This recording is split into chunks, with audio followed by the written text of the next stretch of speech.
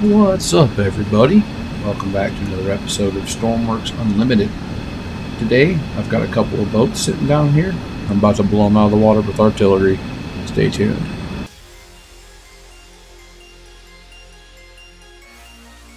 Alright guys, so we got our two boats set up, and clear over here, binoculars out, we have some artillery. You can barely see them from here. So we're going to cruise over there and see what happens.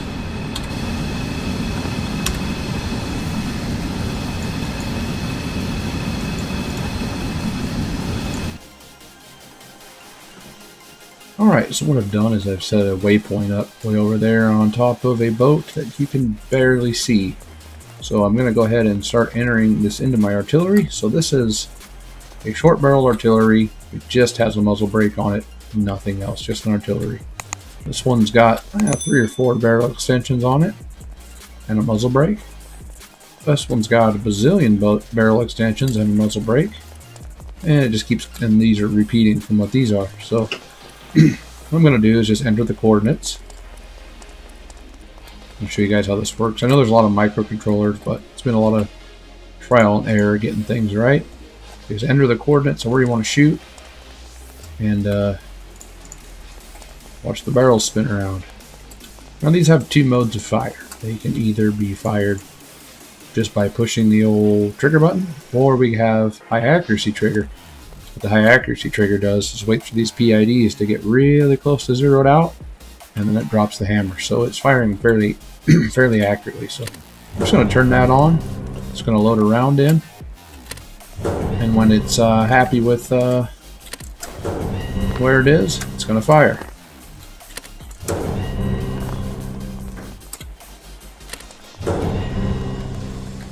And because it's not going to be a whole lot of fun to sit over here and watch it, we're going to go back to our little boat. And we're a little off on our... oh, we got rounds incoming already. Right over the top. So, there is a little bit of an accuracy thing with Stormworks. Guns aren't perfectly accurate like we wish they were. Or maybe you don't. It's, I guess, preference there, but they're quite accurate. And as you can see, these ones are really accurate. This is just hammering this poor boat to death. These are shooting fragmentations too, so they're nothing. Can't even turn the pumps on. So they're nothing special. They're not putting out a whole lot of damage. They're just blasting frags. So we're not going to see any huge AG numbers coming off of this thing.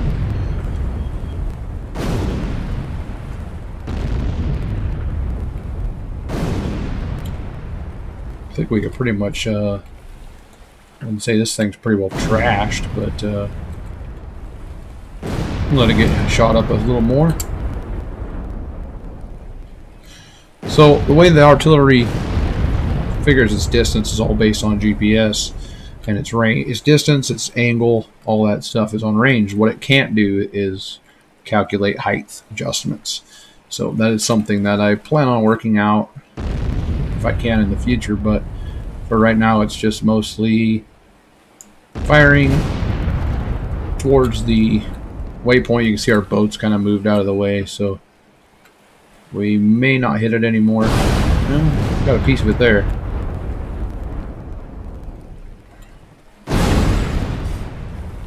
Sometimes not being perfectly accurate is a good thing.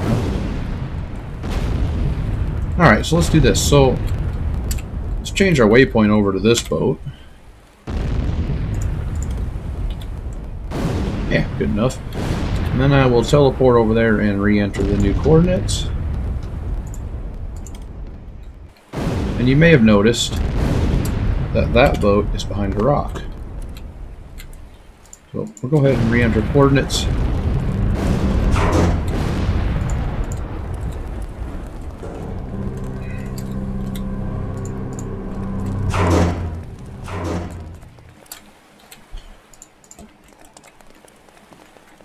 And nothing's firing because I just changed things, so they're moving. And they take a little while to fire regardless, so we need to bring these are remote controlled as well. I can switch some things around with the remote. So let's jump back over there and see what's going on.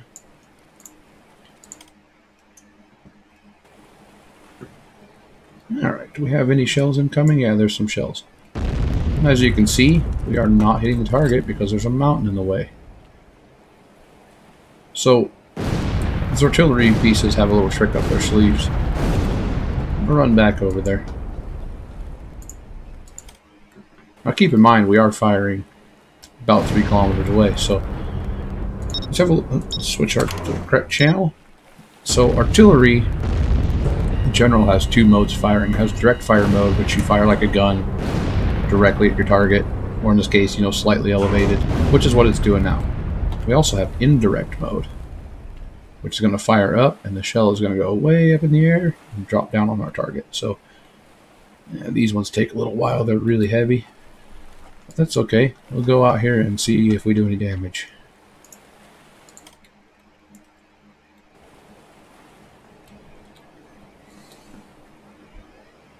Of course, I'm going to have to move myself. We can see it. There we go.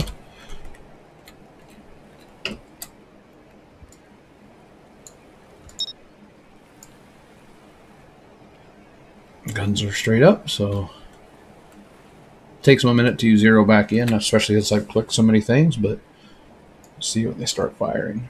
We'll see the rounds going up. Where'd they go? Oh, we already have some dropping down.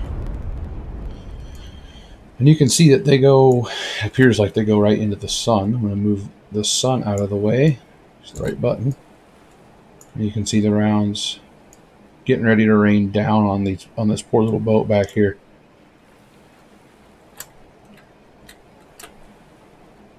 You can see how high they go. They go really far up.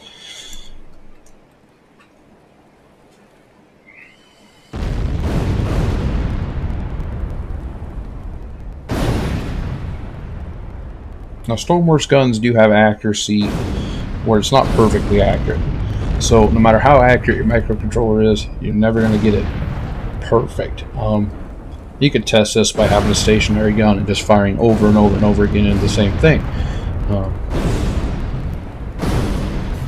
But you can see that they are pretty darn accurate. If we were hitting with HE rounds, this boat would be melted right now.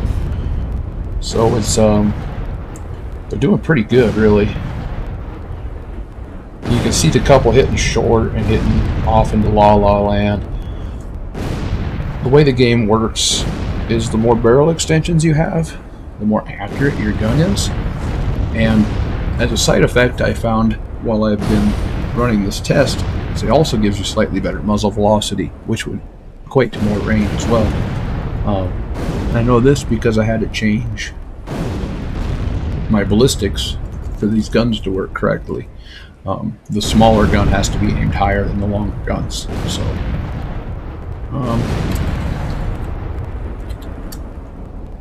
So that is the difference between direct and indirect mode right there.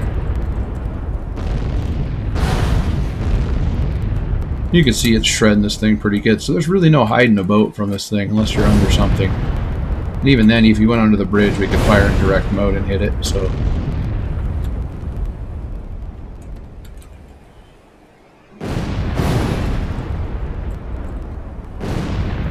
of course, in indirect mode, things become less accurate than in direct mode because of the flight time. The flight path is so much longer in indirect mode compared to direct mode. But something that's kind of cool, if we were firing indirectly at this boat, we could switch over to direct mode, and we would be shooting rounds coming in from direct mode before the rounds hit from indirect mode. So for example, let's turn this off. We're back in direct mode.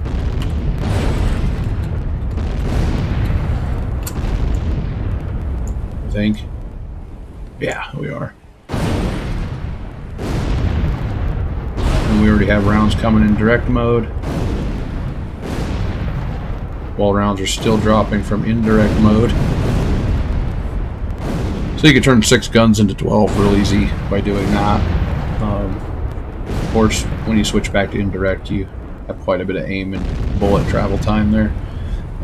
If we were to put it in just fire mode, quick firing mode, it would fire as soon as it was loaded. Makes them significantly more inaccurate, but also a lot better rate of fire. So if you're just after pummeling an area as fast as you can, that's the way to do it. If you don't really know where your enemies are, just know that they were on this island. You just click the island, put it in quick fire mode, and just let it deep. But this way seems to be the most accurate.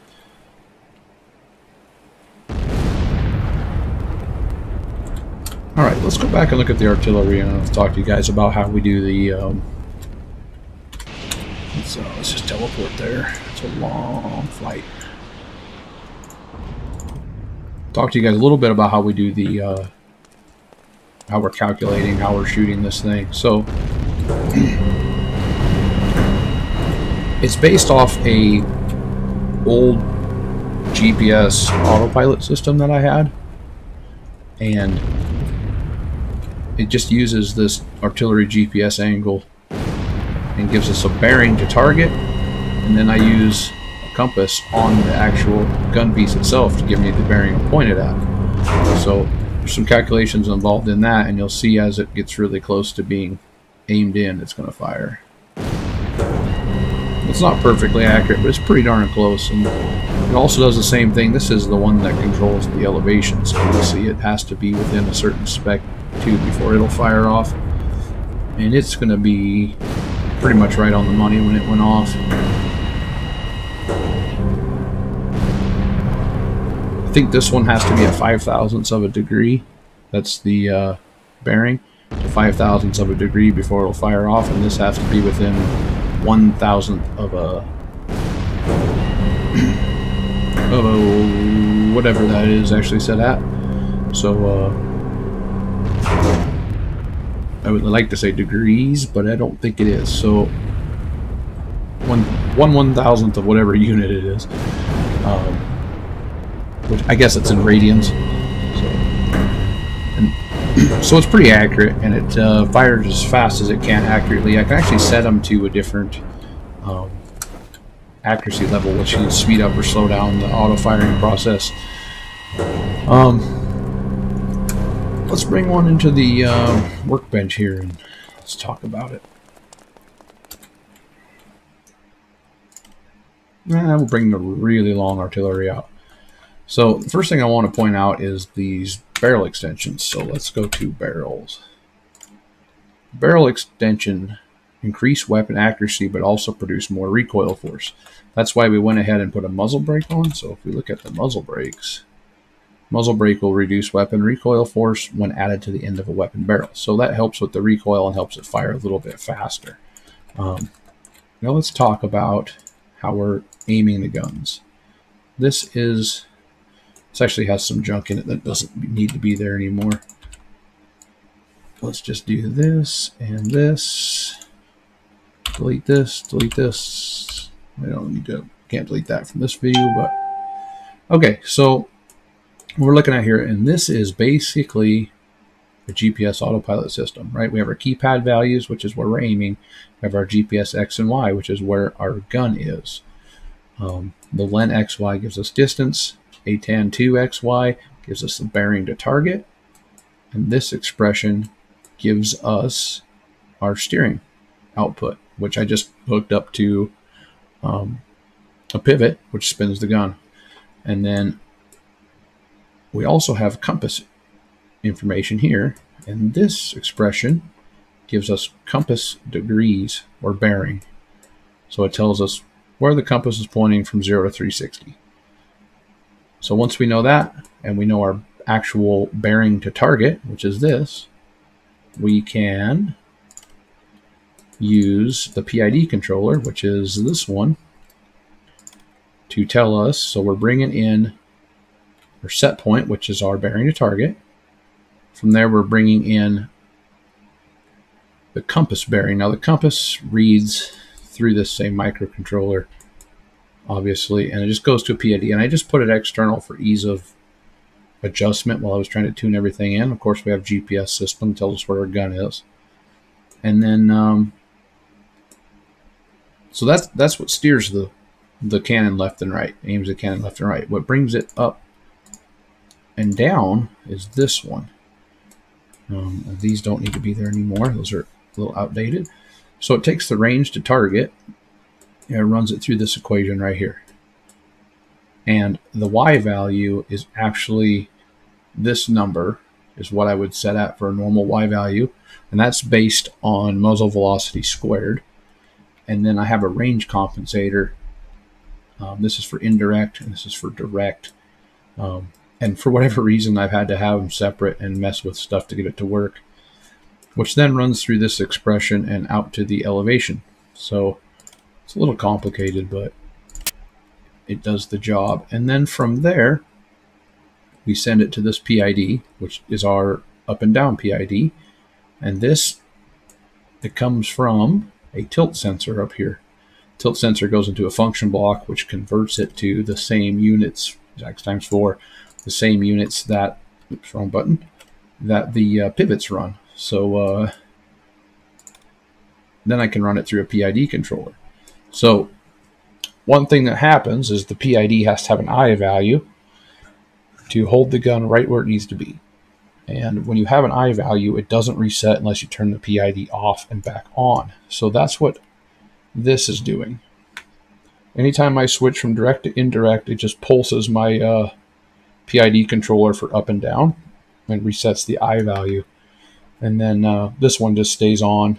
Basically, anytime that this number, output B, is not 1 or not 0, it turns on my PID for left and right.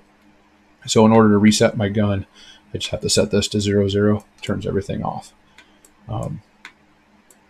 This microcontroller over here is basic microcontroller that runs my remote. So I can fire from the remote, or I can go to direct or indirect and remote from the remote as well.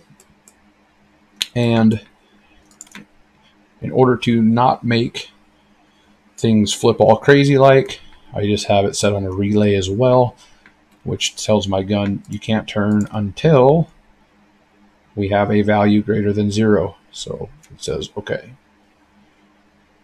Just the gun just goes limp if my value is 0 in the keypad. So, and then this little microcontroller here, all it's doing is loading my artillery gun, and obviously I'm on infinite ammo because I don't have a big old magazine up there. Keep pushing the wrong button. So that's the basics of how it works. And no, let's not do that. So we'll go back to let's make it back to full on daytime. And you can see they fire pretty fast. As far as barrel extensions, I noticed a slight bit of accuracy increase with longer barrels. It's almost not worth doing unless you're firing really far and are really accurate with your microcontrollers, or you're aiming like more accurate than I am with these. And you can see that I'm accurate down to the thousandth of a degree. So if you can get more accurate than that, they're definitely worth doing. But this gun hits just almost as accurately as the long-barreled one. And this one here, oops, this one here is probably the best middle-of-the-road gun. These super long ones, they get heavy, and they get hard for the PIDs and pivots to move things. For example, you'll see it'll want to flip up, and then it'll be like, oh, hey, I'm pointing straight up in the air. And then it takes a while for it to settle in just because of the weight, and you have to have a little bit of counterbalance there, keep everything working right.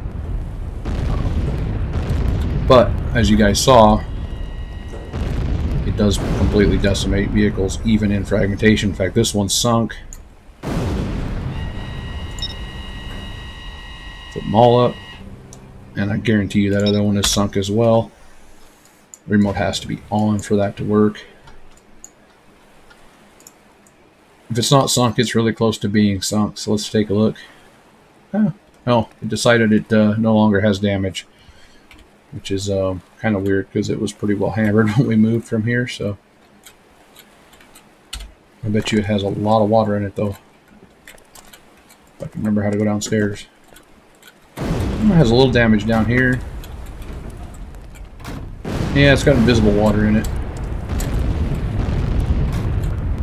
Yeah, the game does weird things at times, but anyway. I hope you guys like this video. Some long-range artillery firing. We're just hammering the heck out of that poor mountain right now. And if you guys want to see more stuff, make sure you hit the little like and subscribe button, and make sure to get some more stuff out. I know it's been a while since I made stuff. As I explained on my Discord, I was quite sick for a while and been quite busy as well, so just haven't really had time to get a lot of stuff out. So I hope you guys like it, and I'll catch you on the next one. Later.